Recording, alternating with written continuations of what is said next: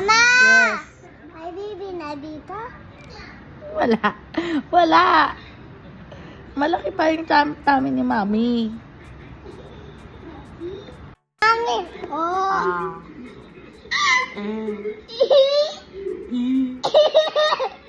Oh!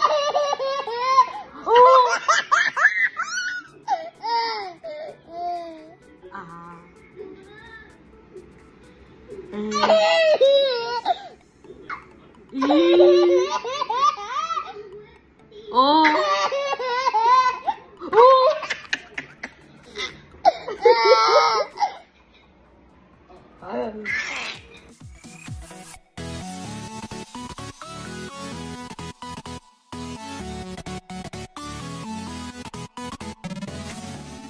Nakita rin ang ating landas, wala nang iba akong hinihiling kundi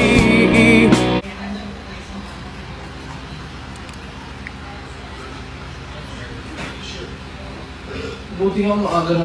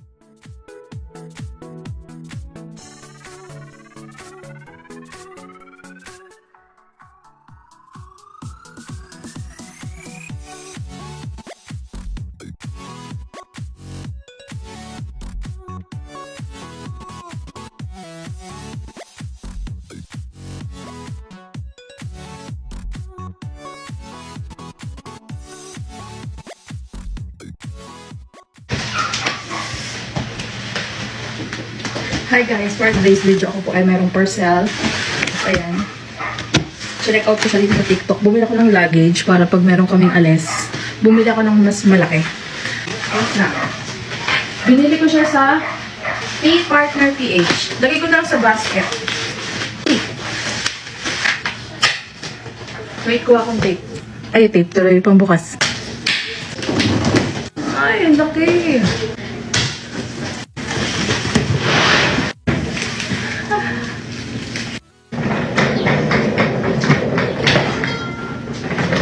Nabangga ako pa yung Ayun. Nabangga ako yung Uy, ang ganda ng kulay. Yes.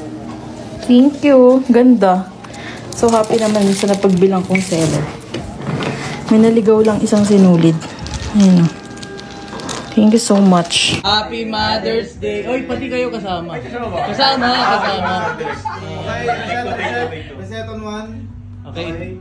Happy Mother's Day in 3, 2, 1. Happy Mother's Day! Okay ba yung BTS? Okay. And It's a wrap! it's a wrap! Very good. Nice shot. Kukulit nyo. Bahala na kayo dyan. Kukulit nyo. Bahala na kayo dyan. Becky!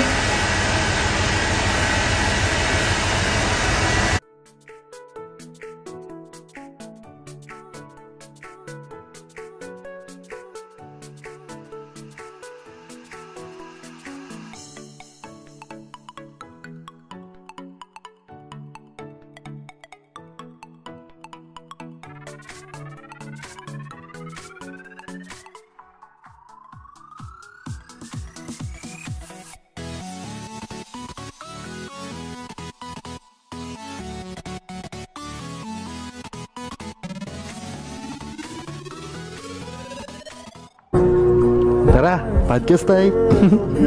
You know guys, for me, in my perspective, okay lang na maging vocal ka sa social media about your concerns, especially especially in politics. Dahil in the end of the day, hindi lang naman tayo yung may kinabang, mga voters. Hindi, yung mga anak mo, kaibigan mo, mga kapamilya mo, di ba?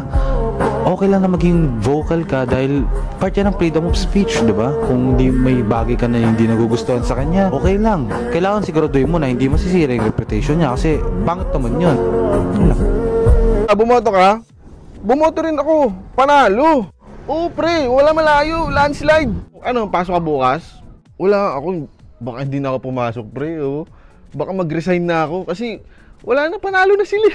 Eh, di ba, pangako nila, di ba? Pag nanalo sila, gaganda na buhay natin. O, ba't pa tayo magtatrabaho, pre, di ba?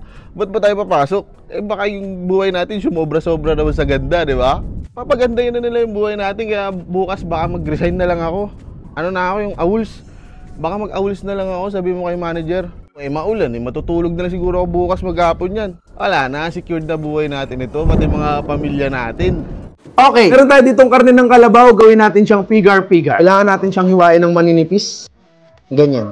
I suggest na mag-cut against the grain. So, andito yung grain ng karne against the grain.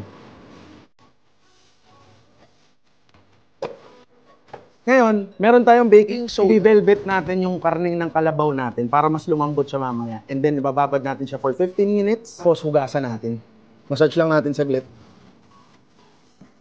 Hindi yan magiging pigar-pigar kung wala yung repolyo. Hiwain lang natin siya ng parang pang chop suey. Ating sibuyas na puti, ganun din, hindi rin natin masyadong liliit-liitin. So after ng 15 minutes, pwede na natin itong hugasan. Alright, hugas na ang ating karne, timplahan na natin. Asin, paminta. Yan, tapos massage ulit. Maglalagay ako ng cornstarch. Pag ganyan na itsura ng karne nyo, okay na yan, luto na tayo. Gaya tayo ng mantika, mainit na, lagay mo na yung karne. Halo. Sunod na natin yung repolyo. Tapos yung sibuyas. Napakabilis na lang nito. Bango. Para na akong nasa Pangasinan. Mutang ko siya lagyan ng beef powder. Ito na ang ating pigar-pigar. Sobrang lambot, pwede sa walang ipin. Sarap. If you're not subscribed to Team Payaman, why not? Coconut Paknot. Subscribe now and ring the notification bell. Gago!